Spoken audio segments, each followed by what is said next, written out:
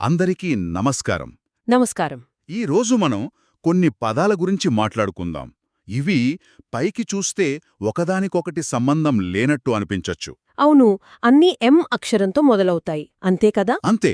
కాని మనం లోతుగా వెళ్లే కొద్దీ ఈ పదాలు మన అనుభవాలను ఎలా వివరిస్తాయో చూద్దాం. ఆసక్తికరంగా ఉంది. మన సామూహిక ఉత్సాహం నుండి వ్యక్తిగత అవమానం వరకు, హ్మ్, మన దైనందిన జీవితంలోని నిస్సారత నుండి ఆధ్యాత్మిక అనుభూతుల వరకు సరిగ్గా. ఈ పదాలు మన ప్రపంచాన్ని ఎలా నిర్మిస్తాయో అన్వేషిద్దాం. మొదటగా భావోద్వేగాల గురించి మాట్లాడుకుందాం. సరే. ఇక్కడ మొదటి పదం మొరాల్, అంటే నైతిక స్థైర్యం. ఇది మనం తరచుగా క్రీడలలో లేదా ఆఫీసులలో వినే పదం. అవును, టీం మొరేల్ చాలా ఎక్కువగా ఉంది అంటుంటారు. అంటే కేవలం వాళ్ళు సంతోషంగా ఉన్నారని కాదు కదా, దానిలో ఇంకా ఏదో ఉంది. ఖచ్చితంగా. మొరైల్ అనేది ఒక వ్యక్తిగత భావన కాదు, అదొక సమూహపు ఉమ్మడి చైతన్యం. ఉమ్మడి చైతన్యం. ఒక జట్టు వరుసగా మ్యాచ్లు గెలుస్తున్నప్పుడు వాళ్లలో ఒక విశ్వాసం, గెలవగలం అనే నమ్మకం, ఒక సామూహిక శక్తి పుట్టుకొస్తాయి. అదే మొరాల్. అంటే అది చాలా శక్తివంతమైనది. శక్తివంతమైనది, కాని అదే సమయంలో చాలా సున్నితమైనది కూడా.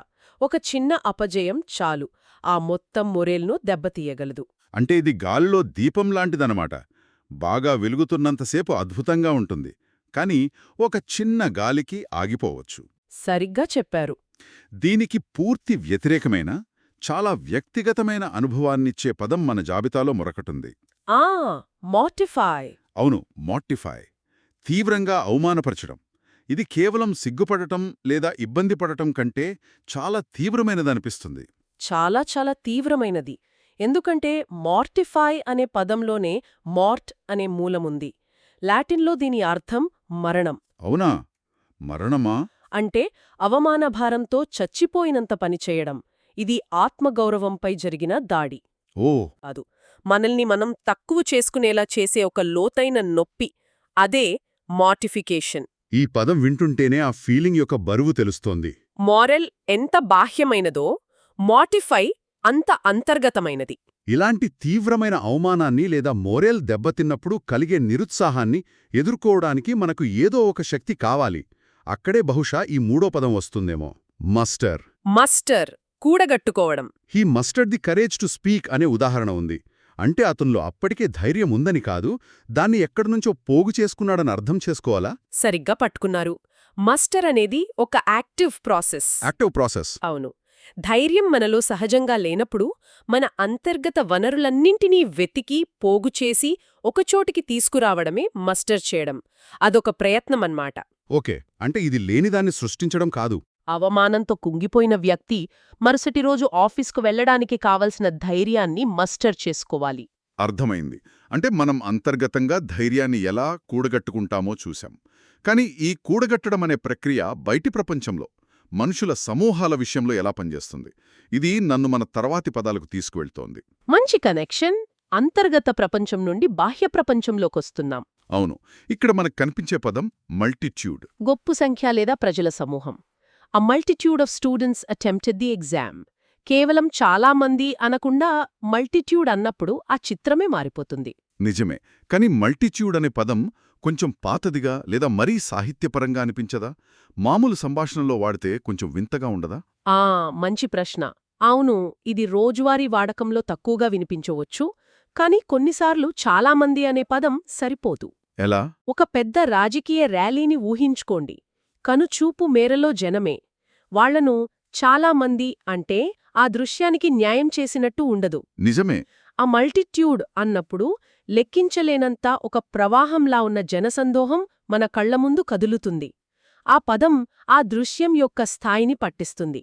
అది కేవలం సంఖ్య కాదు, అదొక అనుభవం. ఓకే, ఇప్పుడు అర్థమైంది.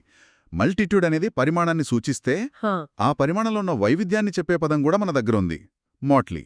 మోట్లీ అంటే వివిధ రకాలైన. A motley crowd gathered at the venue. అంటే ఆ గుంపు ఒకేలా లేదని, దానిలో చాలా రకాలున్నాయని అర్థం. ఖచ్చితంగా. మోట్లీ అనే పదం వినగానే నాకు రంగురంగుల వస్త్రాల ముక్కల్ను కలిపి కుట్టిన బొంత గుర్తుకొస్తోంది. వావ్, మంచి పోలిక. ప్రతి ముక్క భిన్నమైనదే, కాని అన్నీ కలిస్తే ఒక అందమైన రూపం వస్తుంది. ఒక సంగీత కచేరీకి వచ్చిన జనాన్ని ఏ మోట్లీ క్రౌడ్ అనొచ్చు. అక్కడ కాలేజ్ విద్యార్థులుంటారు, కుటుంబాలుంటాయి. అవును. పెద్ద వయసు వాయుంటాలు, రకరకాల నేపథ్యాలు. ఆ వైవిధ్యమే ఆ ప్రదేశానికి ఒక జీవాన్నిస్తుంది. మల్టిట్యూడ్ మనకు సైజ్ను చూపిస్తే, మాట్లీ ఆ సైజ్లో ఉన్న రంగులను, దాని ఆత్మను చూపిస్తుంది. ఒక్క నిమిషం. ఇక్కడే నాకొక విషయం తడుతోంది. మనమిందాక మస్టర్ గురించి మాట్లాడుకున్నాం కదా. అవును, ధైర్యాన్ని కూడగట్టుకోవడమని. కాని సైన్యానికి సంబంధించి కూడా మస్టర్డ్ ద ట్రూప్స్ అంటారు. అంటే సైనికులను ఒకచోట చేర్చడం. నేనెప్పుడు దాన్ని కేవలం సైనిక పరంగానే ఆలోచించాను. అంటే ఒకే పదాన్ని నాలో ధైర్యాన్ని నింపుకోవడానికి, బయట సైన్యాన్ని పోగుచేయడానికి వాడొచ్చా? ఇది కొత్తగా ఉంది. భాష యొక్క అందం అదే కదా. ఒకే మూలభావన సమీకరించడం అంతర్గత ప్రపంచానికి, బాహ్య ప్రపంచానికి మధ్య ఒక వారధిలా పనిచేస్తోంది. లోపల భావోద్వేగాలను, బయట మనుషులను. రెండు సవాళ్లను ఎదుర్కోడానికే. ఈ కనెక్షన్ చాలా ఆసక్తికరమైనది. ఇప్పుడు మనం సమూహాల నుంచి, మన చుట్టూ ఉన్న వాతావరణం, మన అనుభవాల యొక్క స్వభావం గురించి మాట్లాడదాం. సరే. ఇక్కడ ఒకదానికొకటి పూర్తి భిన్నమైన రెండు పదాలున్నాయి. మండేన్ మరియు మిస్టికల్. అవును. మొదటగా మండేన్. ఈ పదం వినగానే నాకు సోమవారం ఉదయం నా ఇన్బాక్స్లో ఉన్న 100 ఈమెయిల్స్ గుర్తొస్తాయి. ఖచ్చితంగా. అంతకంటే మండేనేముంటుంది కదా. మండేనంటే కేవలం సాధారణం అని కాదు. దానిలో ఒక రకమైన విసుగు, పునరావృతం, ఉత్సాహం లేనితనం దాగి ఉన్నాయి. రోజు చేసే అవే పనులు, అదే ప్రయాణం. ఈ రొటీన్ జీవితంలో మనం చిక్కుకుపోయినప్పుడు కలిగే భావన అది. అవును, ఇది మన ఆధునిక జీవితంలో ఒక పెద్ద సవాలు. మరి ఈ మండే నుంచి బయటపడటానికే మనం ప్రయత్నిస్తుంటాం. అక్కడే బహుశా మిస్టికల్ అనే పదమొస్తుందేమో. ఆధ్యాత్మికమైన లేదా రహస్యమైన. అవును. The temple had a mystical atmosphere. అంటే కేవలం ప్రశాంతంగా ఉందని కాదు. కాదు, అంతకంటే చాలా ఎక్కువ. మిస్టికల్ అనుభవం అనేది మన సాధారణ తర్కానికి అందనిది. ఆ ఆలయంలోకి వెళ్ళగానే అక్కడి నిశ్శబ్దంలో, గాలిలో ఏదో ఒక వర్ణించలేని శక్తి, ఒక లోతైన అనుభూతి కలుగుతుంది. అది మనల్ని మన మండేన్ ప్రపంచం నుంచి వేరుచేస్తోంది. అవును, ఒక భిన్నమైన వాస్తవికతలోకి తీసుకువెళ్తుంది. ఇది కేవలం దేవాలయాలకే పరిమితం కాదు. దట్టమైన అడవిలో నడుస్తున్నప్పుడు కూడా ఆ అనుభూతి కలగవచ్చు. అంటే ఒకటి మనల్ని భూమి మీద బంధిస్తే, మరొకటి మనల్ని దానికి అతీతంగా తీసుకువెళ్తోంది. ఈ రెండింటి మధ్య నడిచే శక్తి మరొకటుంది మన జాబితాలో. మొమెంటం, గతి లేదా వేగం. His preparation gained momentum. ఇది భౌతిక శాస్త్రం నుంచి అరువు తెచ్చుకున్న పదంలా ఉంది. అవును, ఇది భౌతిక శాస్త్రపు భావనే, కాని దాన్ని మనం జీవితంలోని అనేక అంశాలకు వర్తింపచేస్తాం. ఒక బంతి కొండపైనుంచి దొర్లుతూ రాను రాను వేగాన్ని పుంజుకుంటుంది. అదే మొమెంటం. ఒకసారి ఊపందుకున్నాక దాన్ని ఆపడం కష్టం. కష్టం. ఒక ఎన్నికల ప్రచారం మొదట్లో నీరసంగా ఉండి, ఒక మంచి ప్రసంగం తర్వాత ఒక్కసారిగా ఊపొందుకుంటుంది. అప్పుడు దానికి పొలిటికల్ మొమెంటమొచ్చింది అంటాం. ఈ మొమెంటం ఎప్పుడూ సానుకూలమేనా? లేదా ప్రతికూలంగా కూడా ఉండొచ్చా? మంచి ప్రశ్న. ఖచ్చితంగా ఉండొచ్చు. అంటే ఒకసారి పతనం మొదలైతే అది కూడా వేగవంతమవుతుందా? అవును. ఒక కంపెనీ గురించి ఒక చెడు వార్త వస్తే దాని షేర్లు పడిపోవడం మొదలవుతాయి. దాన్ని చూసి మరింతమంది అమ్మడం మొదలుపెడతారు. అది ఒక పతనపు ఊపును సృష్టిస్తుంది. ఓ, డౌన్వర్డ్ మొమెంటం. అవును. కాబట్టి మొమెంటం అనేది ఒక తటస్థ శక్తి. దాన్ని మనం ఏ దిశలో వాడుకుంటామనేది ముఖ్యం. ఇప్పటిదాకా మనం భావనలు, సమూహాలు, వాతావరణాల గురించి మాట్లాడాం. ఇప్పుడు కొన్ని నిర్దిష్ట చర్యలు, వాటి ప్రభావాల గురించి చూద్దాం. సరే. ఇందాక మనం మోడిఫై గురించి మాట్లాడుకున్నప్పుడు మాకరీ అనే పదం దానితో ముడిపడుందేమోననిపించింది. అద్భుతమైన పరిశీలన. మీరు ఆ రెండింటి మధ్య ఉన్న సంబంధాన్ని సరిగ్గా గుర్తించారు. అవునా? మోకరీ అనేది ఒక చర్య. ఒకరిని హాస్యాస్పదం చేస్తూ వారి విలువను తగ్గించే ప్రయత్నం. ఆ చర్యకు గురైన వ్యక్తిలో కలిగే తీవ్రమైన భావోద్వేగమే మోడిఫికేషన్. అంటే మోకరీ కారణమైతే మోడిఫికేషన్ దాని ఫలితం. సరిగ్గా. ఆ కనెక్షన్ బావుంది. కానీ మోకరీ ఎప్పుడూ మోర్టిఫికేషన్కు దారితీస్తుందా? కొన్నిసార్లు ఎగతాళిని సరదాగా తీసుకోలేమా? చాలా ముఖ్యమైన వ్యత్యాసమిది. స్నేహితుల మధ్య జరిగే సరదా ఆట పట్టించటం వేరు, మోకరీలో ఒక రకమైన క్రూరత్వం, అవతలివార్ని కించపరిచే ఉద్దేశం దాగి ఉంటాయి. అంటే దాని లక్ష్యం నవ్వించడం కాదు, నొప్పించడమా? అవును. ఒకరి ఆత్మవిశ్వాసాన్ని దెబ్బతీయడమే దాని లక్ష్యం. His idea became a mockery అన్నప్పుడు అతని ఆలోచన కేవలం విఫలమవ్వడమే కాదు, అది నలుగురిలో నవ్వుల పాలయ్యిందని అర్థం. దీనికి భిన్నంగా భౌతిక ప్రపంచంలో ప్రభావం చూపే మరో చర్య ఉంది.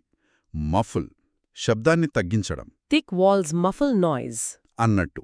మనం దిండును ముఖానికడ్డుపెట్టుకుని అరిస్తే ఆ శబ్దం బయటకు రాదు. దాన్ని మఫుల్ చేయటం అంటారు. ఇది చాలా ప్రత్యక్షమైన చర్య. కాని మనం మన భావాలను కూడా మఫుల్ చేసుకుంటామా? రోజూ చేసుకుంటాం. మఫల్ అనే చర్య యొక్క అంతరార్థమదే. ఒక శబ్దాన్ని పూర్తిగా ఆపకుండా దాని తీవ్రతను తగ్గించడం, అస్పష్టంగా మార్చడం. అవును.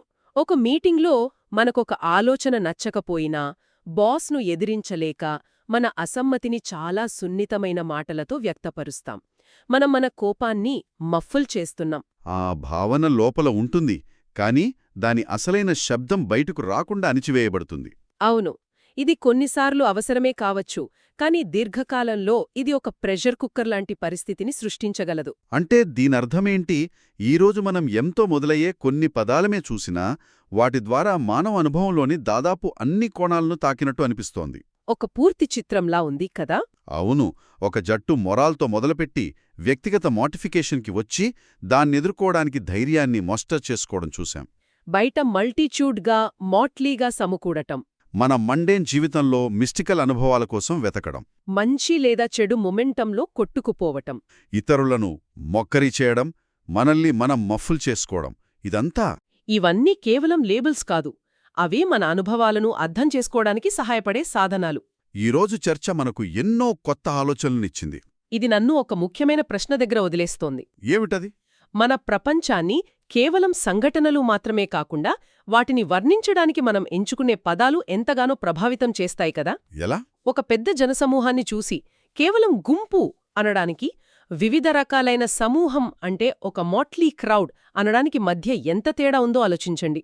మొదటిది నిర్జీవంగా ఉంటే, రెండోది జీవంతో, రంగులతో నిండి ఉంది. నిజమే. ఒకరు చేసిన పొరపాటును కేవలం తప్పు అనడానికి, అది వారిని తీవ్రంగా అవమానపరిచింది అనడానికి మధ్య ఉన్న తేడా మన సానుభూతిని పూర్తిగా మార్చేస్తుంది. అవును. కాబట్టి అసలు ప్రశ్న ఏమిటంటే, మనం వాడే పదజాలం మన వాస్తవికతను కేవలం వర్ణిస్తుందా, లేక మన అనుభవాల సరిహద్దులనే అవి నిర్దేశిస్తాయా?